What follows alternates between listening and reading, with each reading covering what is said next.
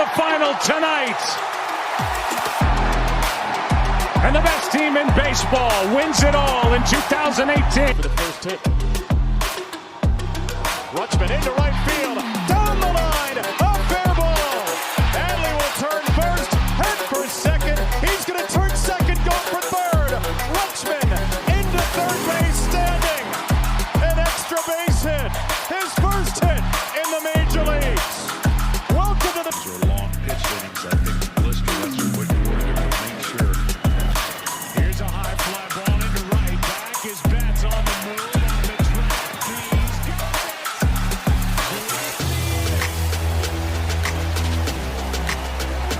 What a catch by Mookie Betts.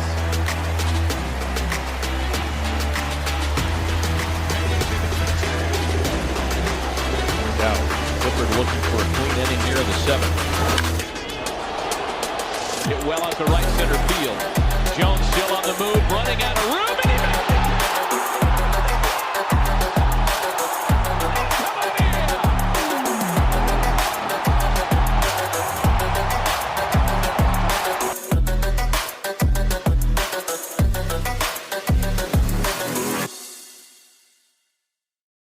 it! To be on the ballpark. I am Patrick Moran, your host, and we have a very special guest today. My neighbor, Kevin Upton. Mr. Kevin, thank you so much for being on. How are you doing today? I'm doing fine. How about yourself? I'm doing pretty well, thanks for asking. So Good. it's great that you've been an avid listener ever since we started. We appreciate your support. And let's just talk some baseball today. We should have some very good baseball conversation.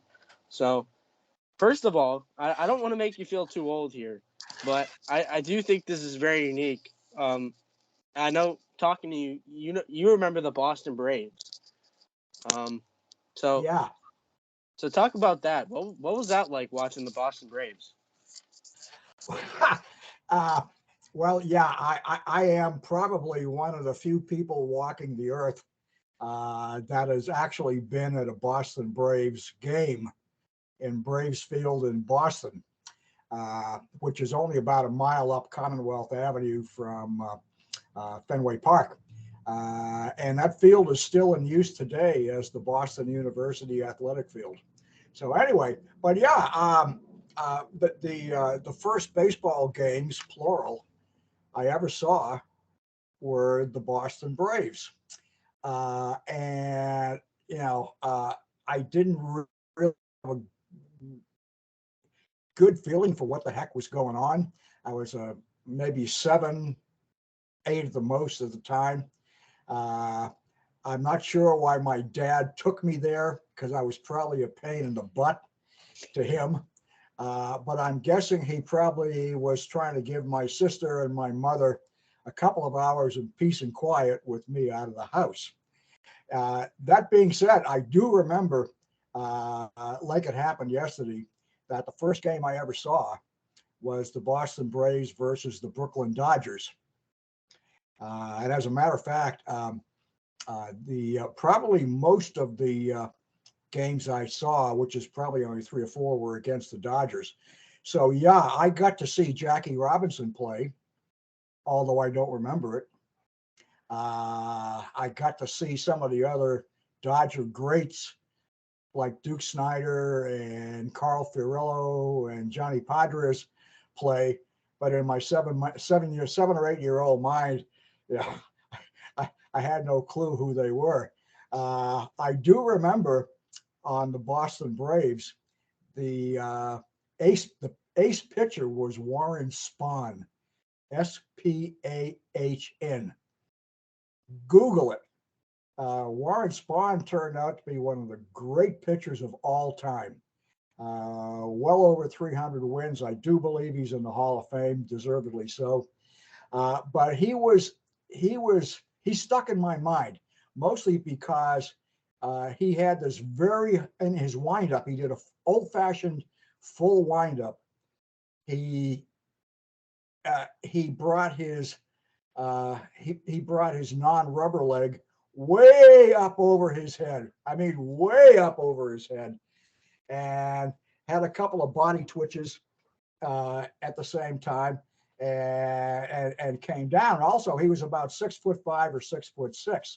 So if you were a batter, you were looking at this really tall guy with a very high leg kick, doing twitches and turns with his body.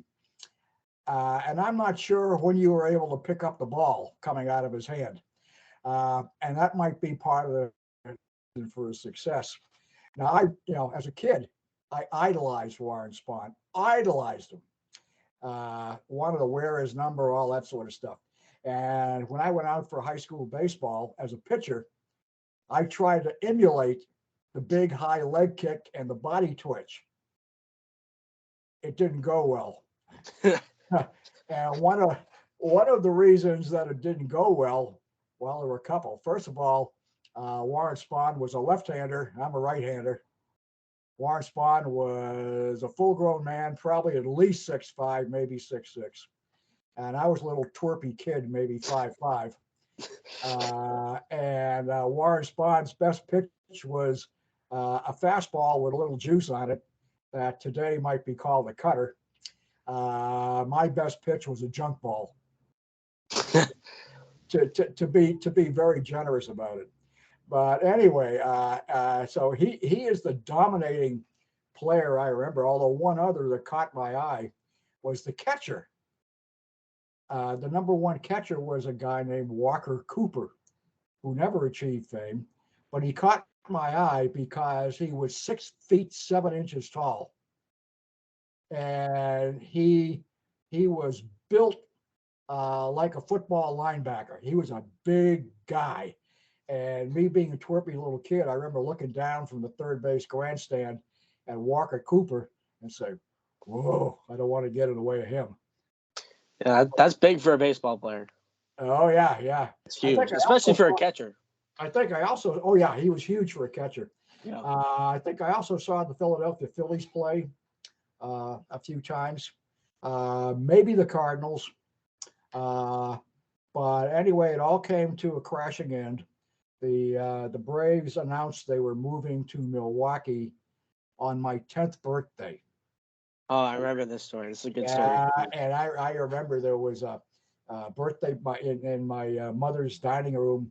There was a birthday cake, and we had neighborhood kids coming over and whatnot. And the news that the Braves had moved to Milwaukee came over the radio on the kitchen table in a news bulletin. And I listened to that, and I was speechless. And then it all hit me. And I went running off to my bedroom, crying my eyes out, locked the door behind me, didn't want to have anything to do with a birthday party. I just sat there and cried and cried and cried and cried and cried. And it took me a long, long, long time to get over that. I mean, really get over that.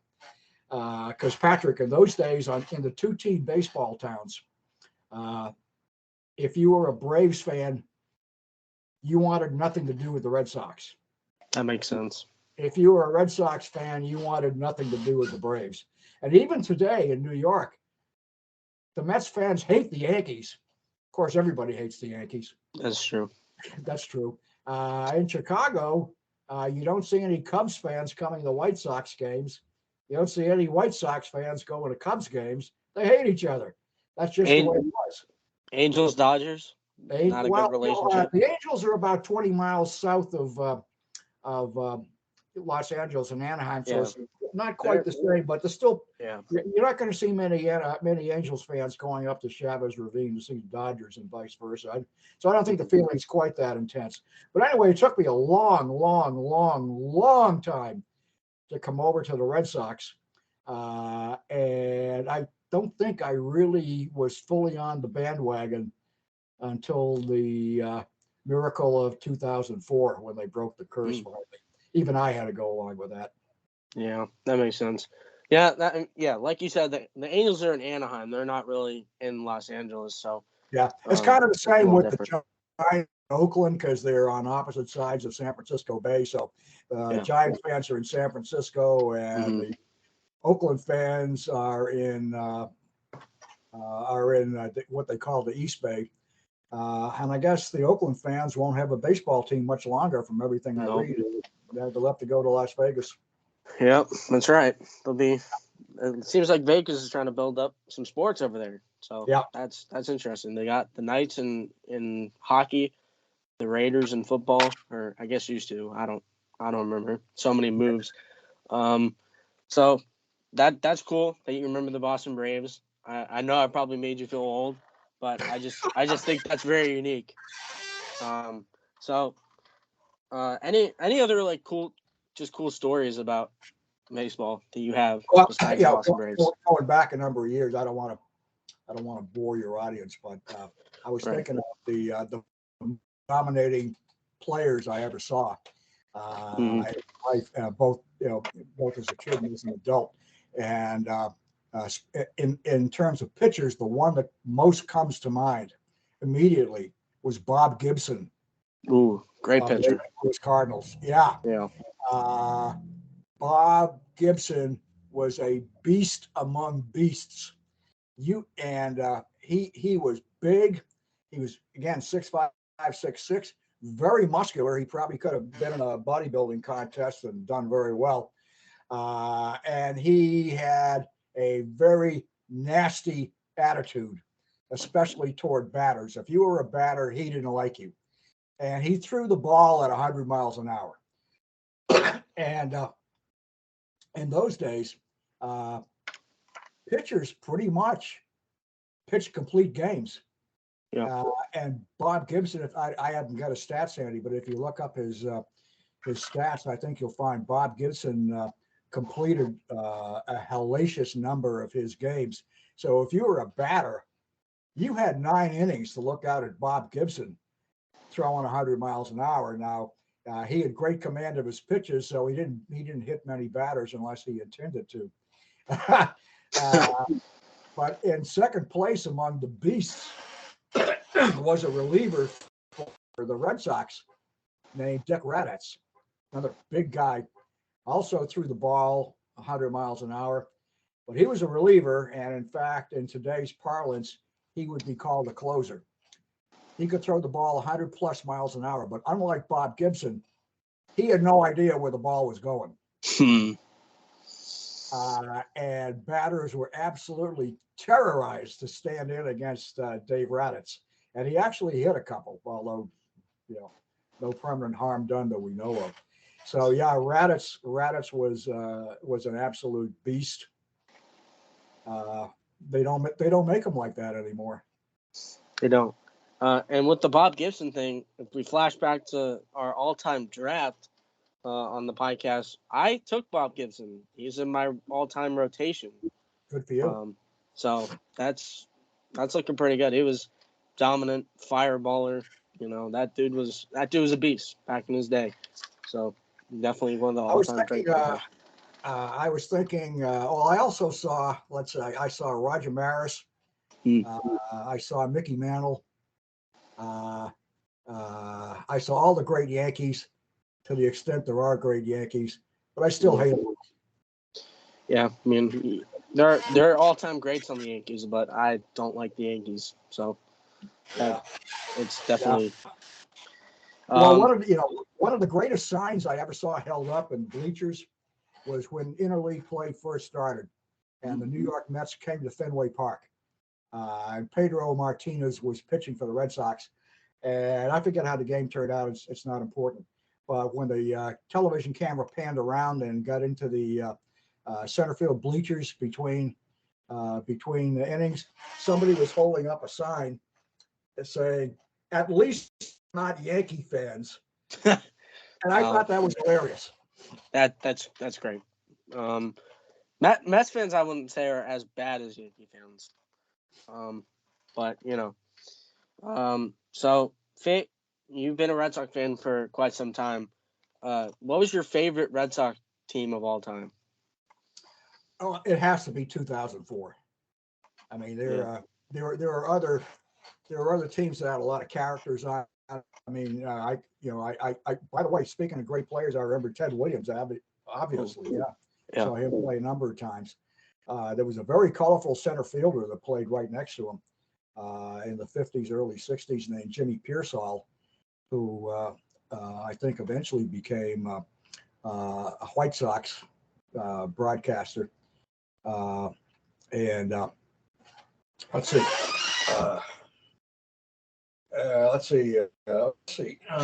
Names you.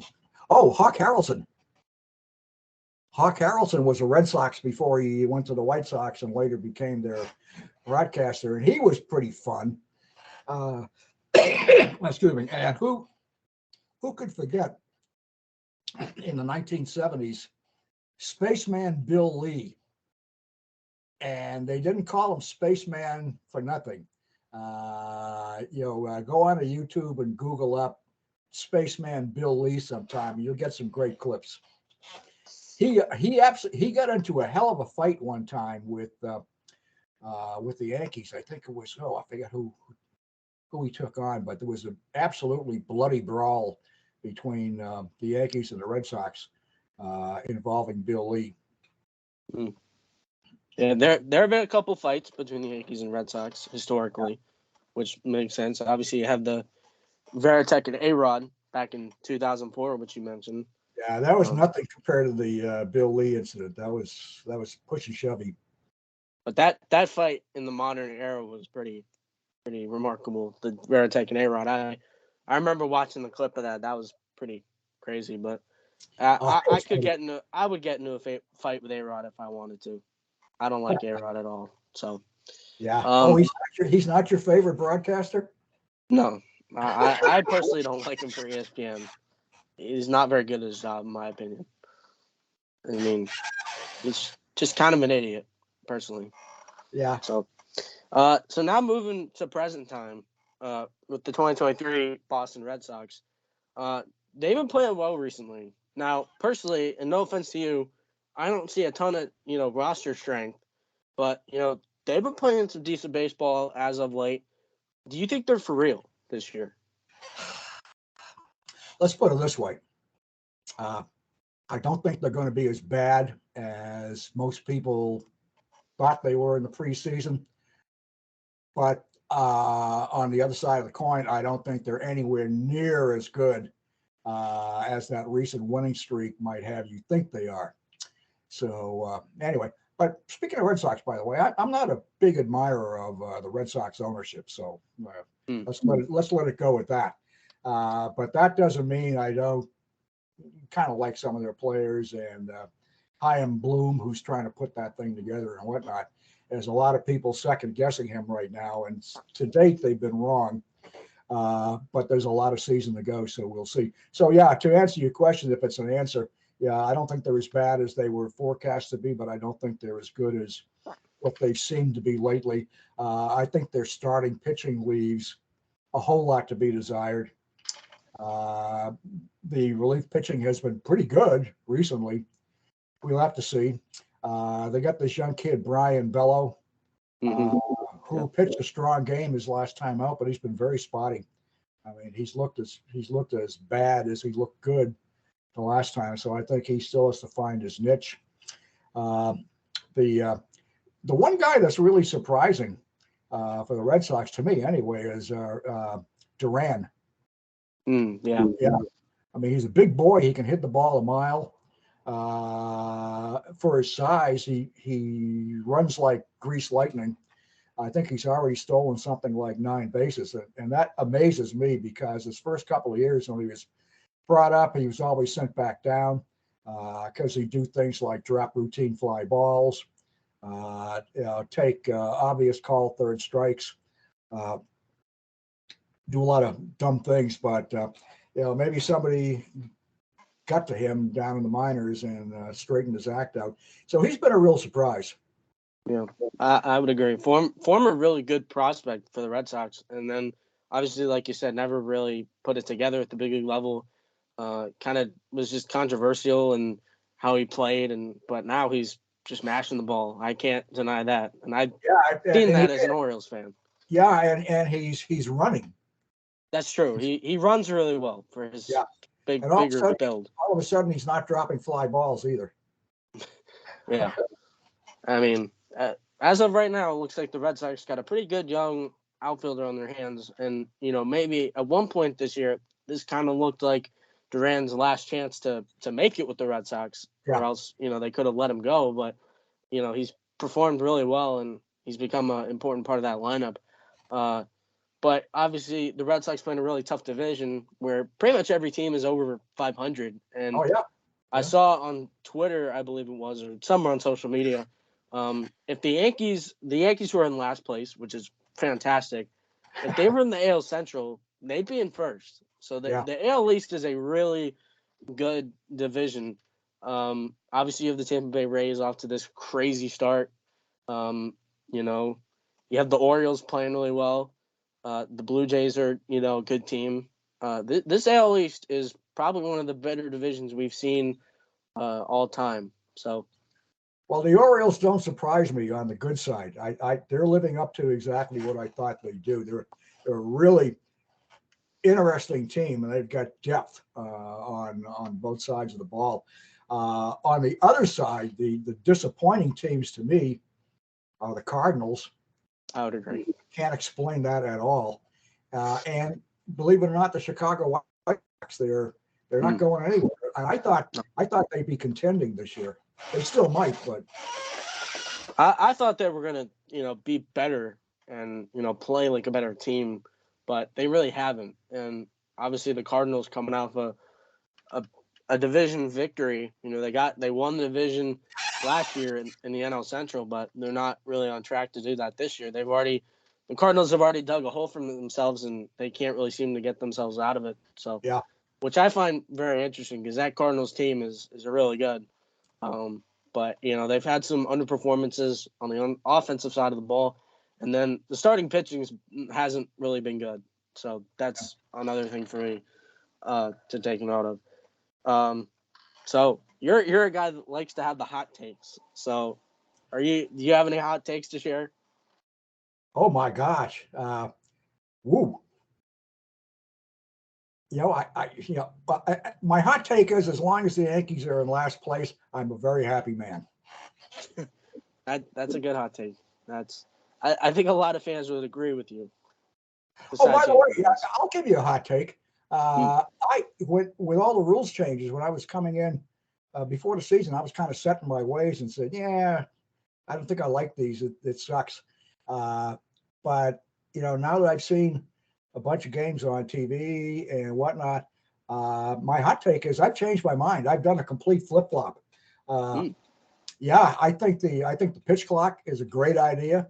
I think the batters not being allowed to step out of the box except one time or something like that is a good idea.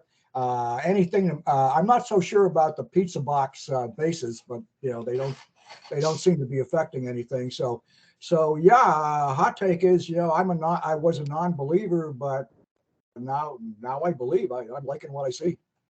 Yeah, and that segues perfectly into my next question. I was going to ask your thoughts on the new rules, but you've already shared them. Obviously, we had the pitch clock come in. That was being tested in the minors previously.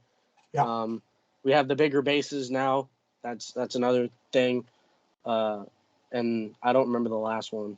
The banning of the shift. That was the last one. That's the one I'm not quite sure about, but on balance, it seems to be working out. I think on the banning of the shift thing, teams are kind of finding a loophole because then they just bring their right fielder in. So, there is teams have kind of found the loophole for the shift, and they bring the right fielder in for left-handed hitter. But obviously with the pitch clock, we're seeing shorter games on average. Games are, around 2 hours, 30 minutes ish. I read in a box score last week. There was one game, I forget who was playing, but there was one game that finished in less than 2 hours. That's mind-boggling.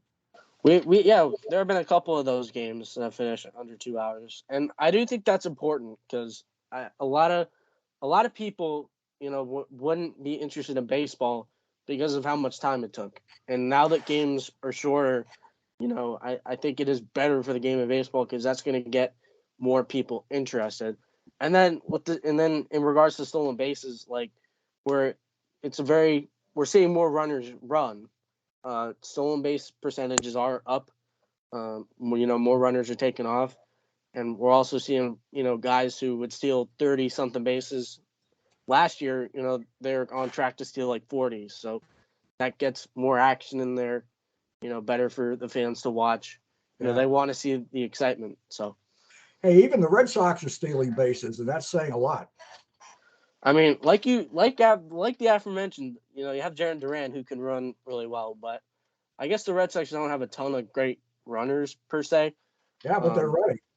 But obviously for me as an Orioles fan, we have Cedric Mullins, Jorge Mateo, and those dudes were like lightning, and they ranked at the top of the stolen base leaderboard last year.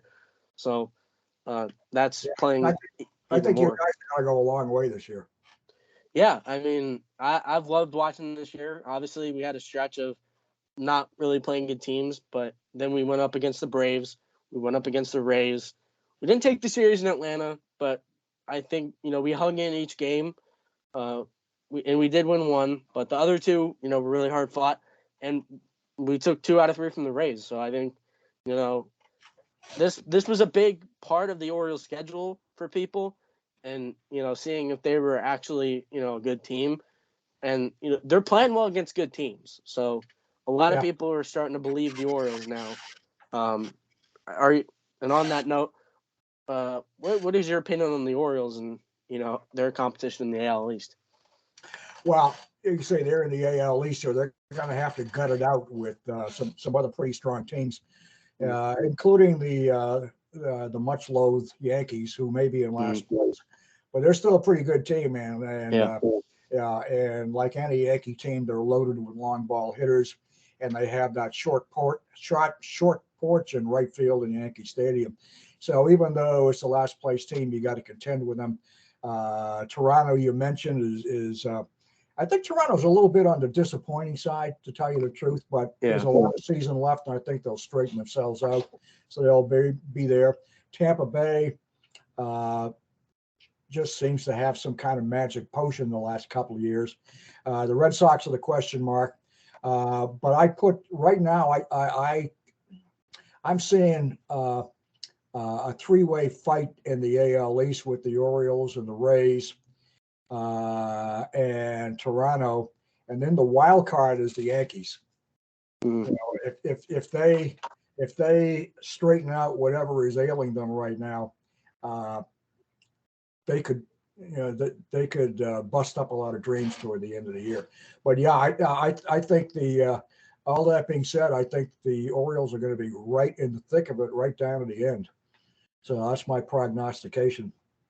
Obviously the Orioles had a huge turnaround last year. A lot of people thought they were just going to finish dead last again. Maybe see some of the young talent, maybe be a little bit better, but they finished with a winning record. They were in the wild card hunt until the last few games of the year.